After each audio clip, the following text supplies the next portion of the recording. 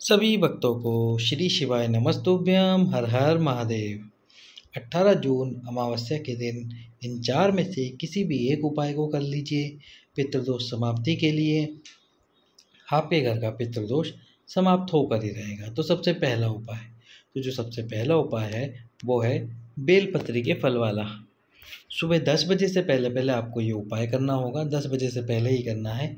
ये जो बेलपत्री का फल हो, उस बेलपत्री के फल के ऊपर के हिस्से को थोड़ा सा हिस्सा आपको काटना है और उसको काट के उसको अलग कर लीजिए। अब इसके अंदर जो जितना भी पल्प वाला भाग है, उस पल्प वाले भाग को बाहर निकाल लीजिए।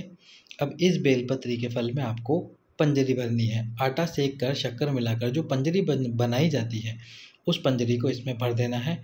और उसके बाद इसका ये ऊपर वाला जो हिस्सा आपने काटा था उसको वापस से ढक देना है उससे।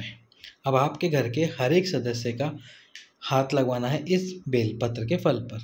इस पर हाथ लगवाने के बाद में सुबह 10 बजे से पहले पीपल के वृक्ष के नीचे एक गड्ढा खोदकर, 1 फीट का गड्ढा खोदकर उसके अंदर इस बेलपत्र के फल को गाड़ दीजिए। उसके बाद कैसा भी पितृदोष होगा वह पूर्णतः समाप्त हो जाएगा। अब चलते हैं अगले उपाय की तरफ। तो अगला जो उपाय है वो है 7 स्थान पर चंदन लगाने वाला। 7 स्थान पर आपको चंदन लगाना है। इन 7 स्थान पर चंदन लगाने के बाद में जितना भी पितृदोष होगा, घर में क्लेश मचा होगा, वह समाप्त हो जाएगा। ये जो चंदन है आपको अमावस्या के दिन ही लगाना है।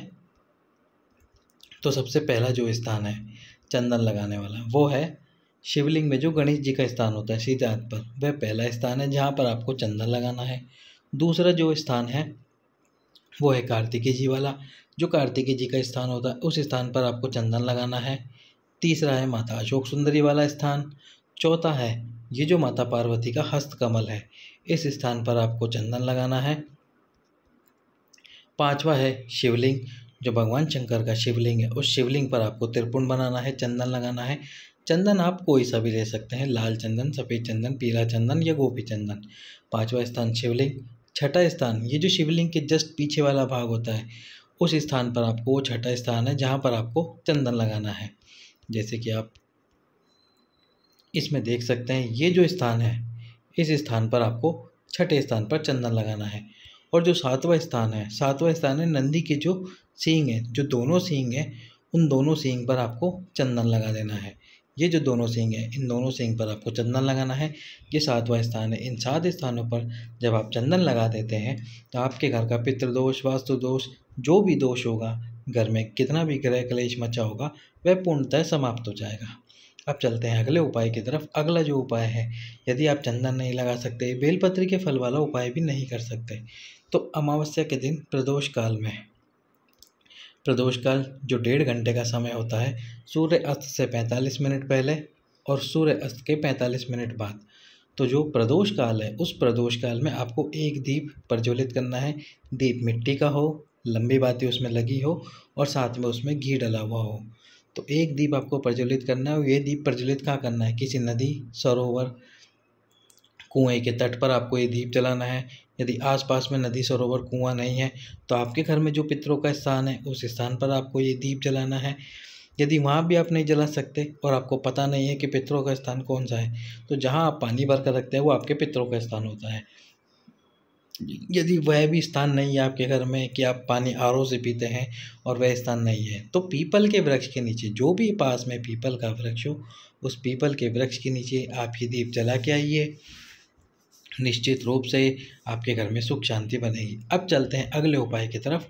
तो अगला जो उपाय है वो है आपके घर की नकारात्मक ऊर्जाओं को समाप्त करने वाला।